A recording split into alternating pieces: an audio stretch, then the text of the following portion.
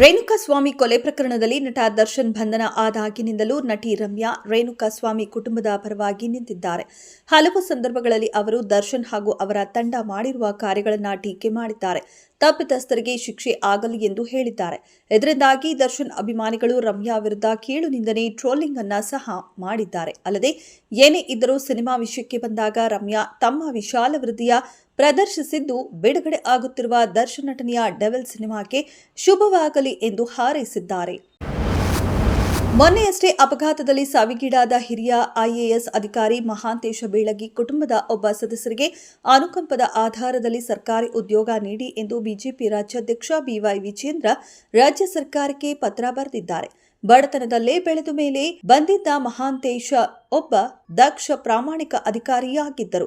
ದೊಡ್ಡ ಹುದ್ದೆಯಲ್ಲಿದ್ದರೂ ಒಂದೇ ಒಂದು ಕಳಂಕವಿಲ್ಲದೆ ಆದರ್ಶ ಅಧಿಕಾರಿಯಾಗಿದ್ದವರು. ಈಗ ಅವರ ಕುಟುಂಬಕ್ಕೆ ಆಧಾರ ಬೇಕಾಗಿದೆ ಎಂದರು. ಬಹುನಿರೀಕ್ಷಿತ 4ನೇ ಆವೃತ್ತಿಯ ಮಹಿಳಾ ಪ್ರೀಮಿಯರ್ ಲೀಗ್ನ ಮುಂದಿನ ಆವೃತ್ತಿಯ ದಿನಾಂಕ ಘೋಷಣೆಯಾಗಿದೆ.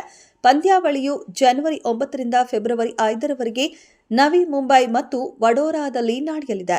ಗುರುವಾರ ಮೆಗಾ ಹರಾಜು ಆರಂಭಕ್ಕೂ ಮುನ್ನ ಟೂರ್ನಿಯ ದಿನಾಂಕವನ್ನು ಪ್ರಕಟಿಸಲಾಯಿತು.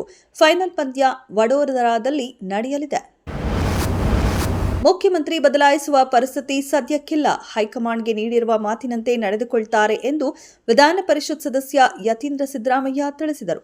ಡಿಕೆ ಶಿವಕುಮಾರ್ ಅವರ ಕೊಟ್ಟ ಮಾತು ಉಳಿಸಿಕೊಳ್ಳಬೇಕು ಎಂಬ ಅರ್ಥವಿರುವ ಟ್ವಿಟರ್ ಪೋಸ್ಟ್ ಬಗ್ಗೆ ಪ್ರತಿಕ್ರಿಯಿಸಿದರು. ಸಿದ್ದರಾಮಯ್ಯ ಉತ್ತಮ ಆಡಳಿತ ನೀಡಿದ್ದಾರೆ. ಅವರ ವಿರುದ್ಧ ಯಾವುದೇ ದೂರಿಲ್ಲ.